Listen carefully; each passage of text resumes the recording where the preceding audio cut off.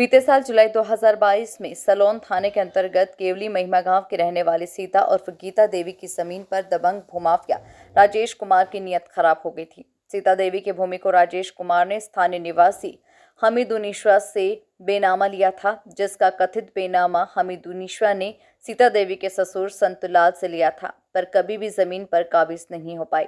जब हमीदुनिशा को लगा कि वो जमीन पर काबिज नहीं हो पाएगी तो उसने वो जमीन औने पौने दाम में स्थानीय भूमाफिया राजेश कुमार की पत्नी विद्यावती को बेच दी, जिसके बाद एक शाम दबंग भूमाफिया राजेश कुमार ने सलोन थाने से सेटिंग बनाकर थाने के पुलिस को साथ ले जाकर सीता देवी की भूमि पर कब्जा करने के लिए वो पहुंच गया।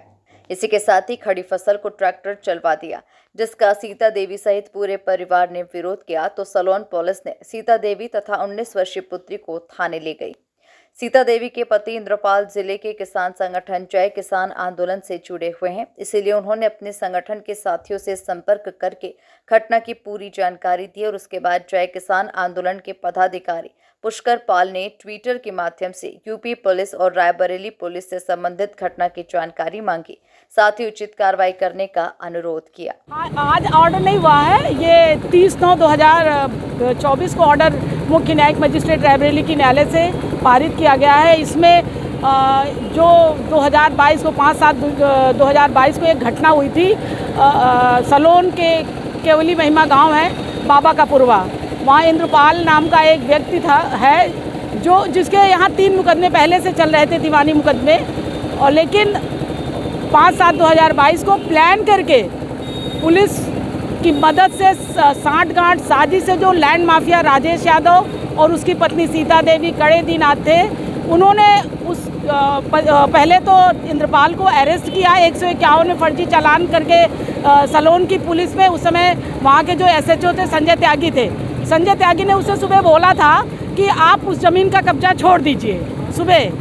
जब वो कब्जा नहीं छोड़ा, वो आ गया 4 बजे, उसका वापस किया उन्होंने 151 का चालान से, उसको बेल आउट हुआ और घर आया। शाम को उसकी जो खेत में धान लग रहा था, तो इन्होंने देखा कि ये लोग अभी भी कब्जा ही कर रहे हैं, ये डरे नहीं, तो शाम को पूरी थाने की पुलिस समेत इन्होंने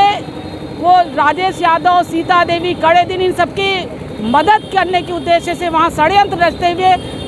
और इंद्रपाल को किसी भी तरीके से वो उस ज़मीन से बेदखली करने के लिए इन्होंने ट्रैक्टर चलवा दिया, खड़ी फसल जुतवा दिया, पूरा धान की फसल रौंद दी और सब्जी, कद्दू, लौकी, सब फसल, उसने खड़ी फसल। यही नहीं रुके, रौंदने के बाद भी जो महिला, जो इंद्रपाल की पत्नी थी सीता देवी और जो उसकी एक बेटी थी 18 साल की, इन्होंने रात के 7 बजे के उसको अरेस्ट कर लिया और वो महिला और उसकी पत्नी को थाने ले आए। और उसको पता नहीं, जब मुझे जानकारी हुई कि उसका खेत रौंदा जा रहा है, तो मैंने रायबरेली की DM महोदया को फ़ोन किया। संजोग से उस दिन फ़ोन DM साहिबा ने उठाया और उन्होंने बेदखली रुकवाई, नायब तहसीलदार को भेजा, जबकि उसमें जो तहसील के SDM साहब थे, उनकी भूमिका भी बहुत संदेहास्पद है, लेकिन फिर भी DM के आदेश से वो बेदखली रुकी। मुझे 8 बजे के करीब जानकारी हुई रात में, मेरे क्लाइंट इंद्रपाल ने मुझे फ़ोन किया कि मेरी बेटी को और मेरी पत्नी को भी पुलिस उठा ले गई है। तब मुझे बहुत पीड़ा हुई, बहुत हतप्रभ हुई कि कोई हीनस क्राइम नहीं, कुछ नहीं, एक महिला और उसकी जवान बेटी को पुलिस